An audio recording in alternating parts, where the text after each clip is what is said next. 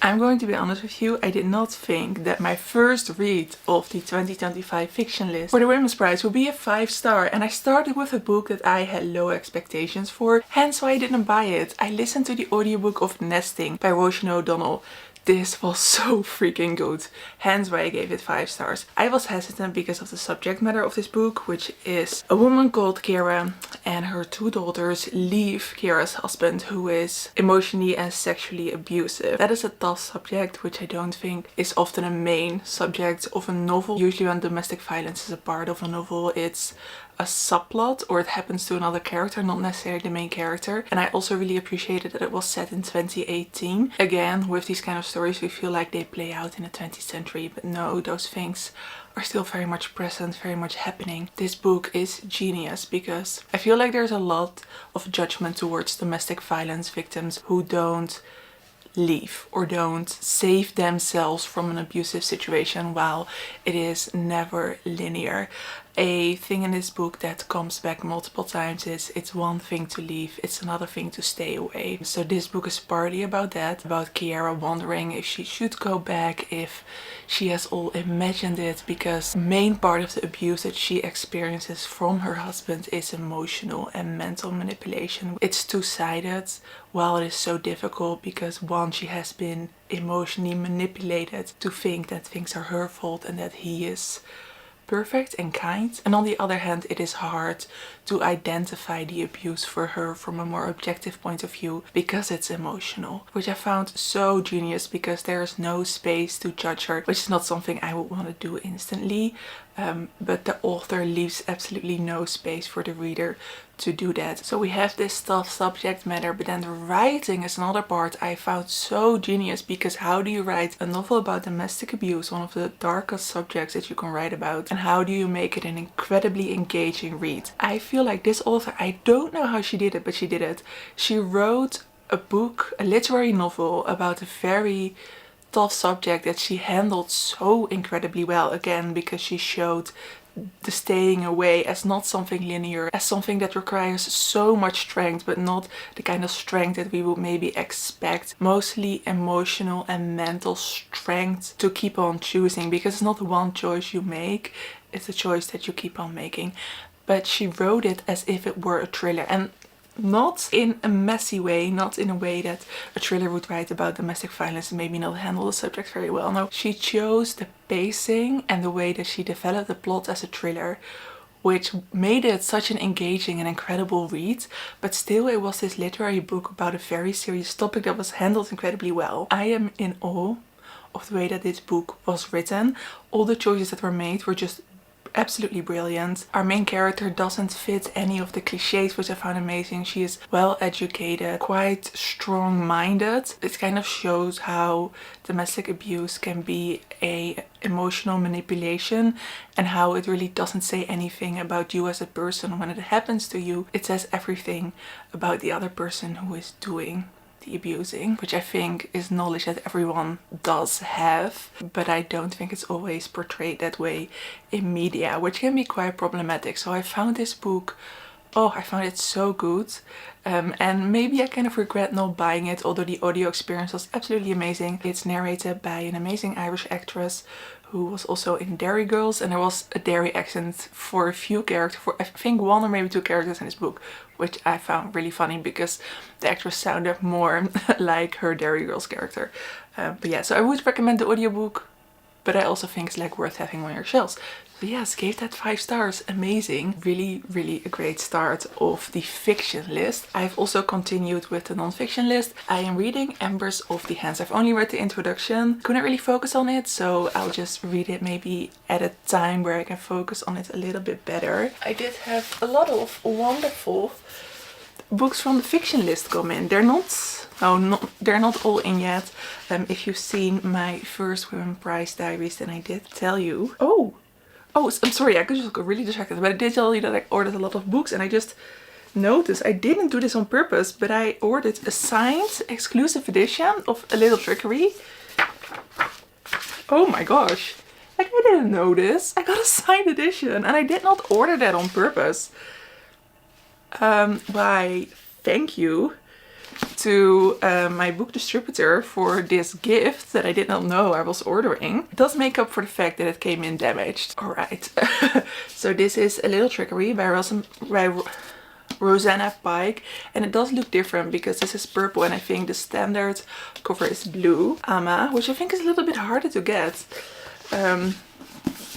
Good Girl and Fundamentally and Tell Me Everything. Because of the buzzwordathon and the prompt for the word thing, I'm going to read this one next.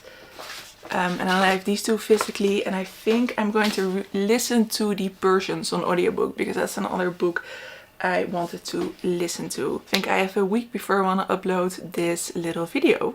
So yeah, I guess I'm reading 3 books this week. I also wanted to very quickly mention that I have made 2 playlists on Libro FM for both the fiction and a non-fiction list, which has all the audiobooks listed. And if you get, let me say this right. If you subscribe to Libro FM and you support Milena's Bookshop, there's a link in the description, but you can just pick Milena's Bookshop as your local bookshop. So if you do that, you get 2 audiobooks for free. So you can pick 2 books off the list, like 2 audiobooks off the list, and you get it for free when you sign up. Okay, I forgot to say about nesting, I'm sorry. I keep on popping in here, but what I also wanted to say about nesting is how interesting it is what resources there are for people who leave an abusive relationship and how much pressure there is on those resources and how governments don't fund those resources enough. Basically homeless with very little resources to especially care for your children, which I found upsetting. I mean, it's not like I don't know, but enormous waiting list for a simple home for you and your children, even if you have a decent income, is appalling. And I don't think it limits to Ireland at all. So yeah, did want to mention that. Important parts of the book as well. Hi, it's Saturday. I have just finished, or not just finished. I have finished 2 other books and I'm almost done with my 3rd book or my 4th book for this vlog. So what I just finished is The Persians, which is gonna be a tough book to talk about. Not because it's like a difficult subject matter, but because I'm not really sure how I feel about the book. So The Persians is a generational story of women both in Iran and the US. We follow 3 generations and 5 women in a generation. So grandma, 2 mothers and their 2 daughters. Most of the story kicks off during the revolution in Iran in 1970. And during that revolution, I don't know if it was necessarily a communist revolution, but it kind of looked like it. But it was a very religious revolution. And the family of our main characters are very wealthy and had a really high standing in Iran before the 1970s. So most of that family flees to the US because they are seen as the enemy, but not everyone. Some women stay in Iran. This story starts off when one of the women gets in trouble with the law in the US, and then all the kind of unspoken truths of all these women are cracked open. We go back and forth in time, we switch perspectives and get to know more and more about all of these women. So usually this would really be my kind of book. I love a generational story. I love mixing the historical with the current day, and I did enjoy those things generally with this book. The topics really interested me. I also really liked the piercing honesty in this book, especially with one main character who was so rude and unlikable, but therefore she was kind of funny, and I did enjoy that. Although the other characters, most of the other characters felt very bland and boring to me, which maybe was supposed to be a contrast, but it didn't really grip me. The other characters, so their stories also just didn't really grip me. There were a few women I found fascinating, but also a few that I felt like I could only have found interesting if I gotten to know more about them, and they were discussed a lot of in the perspective of the other women instead of in their own voice, which I wouldn't want to say bothered me, but kind of made me not as interested in those characters. And I think my issue with this book was the writing. It felt a bit fake and directionless, especially in the beginning. I had such trouble knowing who was who, and we really get these vignettes and then I'm supposed to connect it all in a story, and I just feel like we gotten too much of certain things and not enough of other things. The balance in this book wasn't really there. So while I like the idea and I like some of the characters and I liked some more detailed storylines overall this book just didn't really work for me. But I'm gonna give it a 3.5 star. For me, it's not really shortlist material. Another book, oh, this is the worst one so far and I'm so disappointed. That is Embers of the Hands. This is a non-fiction that I was so excited about, but I did not like this book.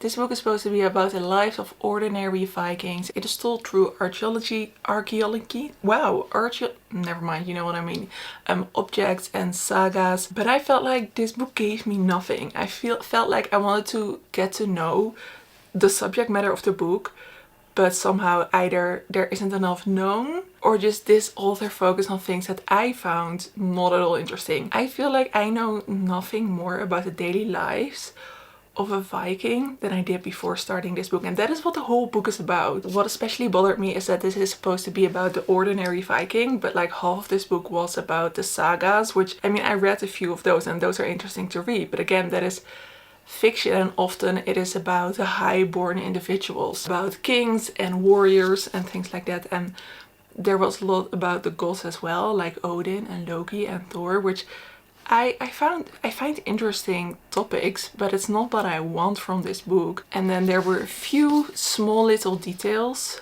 about what could possibly have been the life of a Viking, but at no point, like, what I wanted was to get a 9 to 5 of a Viking. Just a general Viking.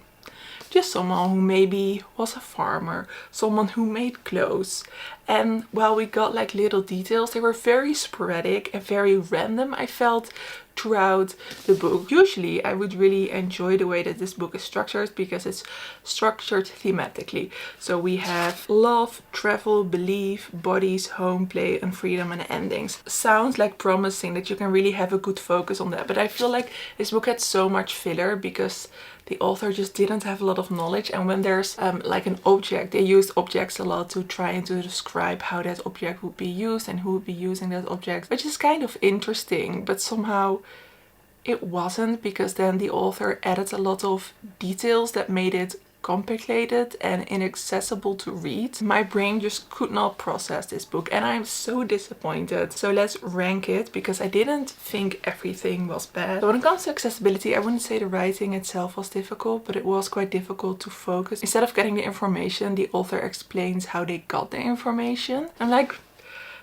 it's not of interest to me, I just want the information. It does take a lot of focus and you definitely need to have, I think, certain knowledge. This probably works way better if you are like aware of the world of history and archaeology. I think is the inaccessible part of this book. Usually when you have an informative book, the author says, okay, this is my world, take my hand, I'll show you a bit of my world. But I felt like this author wrote this book for people who are already in her world. So I'm gonna give that a 5, unfortunately. Excellence, I didn't find this book excellent, but maybe some other people do, so I'm not gonna, it's not like a terrible book or anything, so I'm just gonna give that another 5. And then originality, I do want to rate it a little bit higher because I don't think a lot of people have necessarily attempted this. What I will give it a few points for is that there was also a whole chapter on freedom, of enslavement. That gave me some information that was new to me. And then my favorite chapter was on Greenland, which is an island I know so little about. This book mentions the Vikings that had settlements on Greenland for a few decades, and I found that